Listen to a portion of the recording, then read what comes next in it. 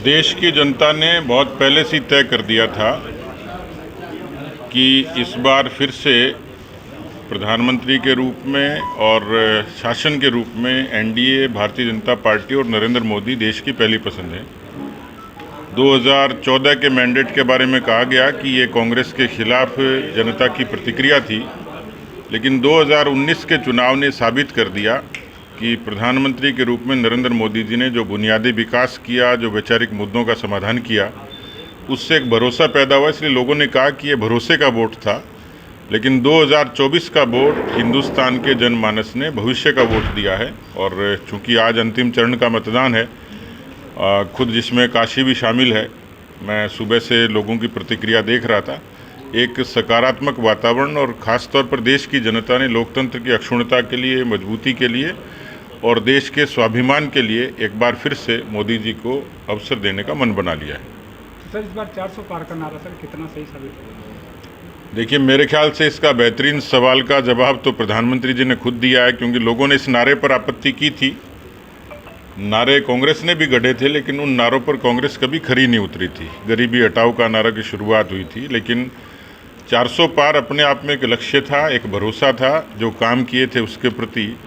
और विपक्ष ने, जो प्रधानमंत्री जी ने जवाब दिया, केवल इस 400 पार के नारे में उलझ के रह गए। तो स्वाभाविक सी बात है कि 395 भी आती हैं तो कांग्रेस को और इंडी गठबंधन को कोई अवसर नहीं है। मुझे लगता है कि एक टारगेट था जिसके नज़दीक एनडीए पहुंचेगा, भारतीय जनता पार्टी को पूरा बहुमत मिलेगा।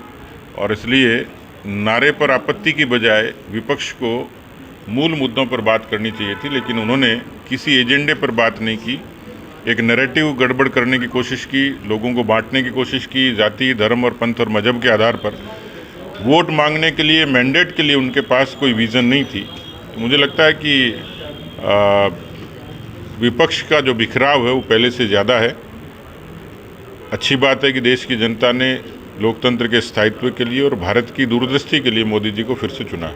सर, गहलोत साहब कहते हैं कि चुनाव के बाद सीएम बदला जाएगा। मुझे नहीं लगता कि वो न तो अच्छे जादूगर हैं, न अच्छे राजनेता हैं और न अच्छे ज्योतिष हैं।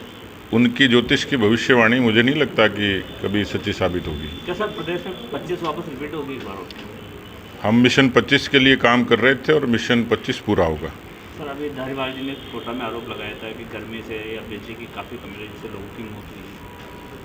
देखिए, मेरे ख्याल से अभी सरकार को आए हुए कुछ दिन हुए हैं, लेकिन धारीवाल जी को और पूरी कांग्रेस पार्टी को पीछे मुड़ के देखना चाहिए कि विरासत में उन्होंने एक अराजक राजस्थान दिया, जो बुनियादी असुविधाएं वो दी, बिजली पानी की किल्लत दी थी, बदहाल कानून व्यवस्था दी थी।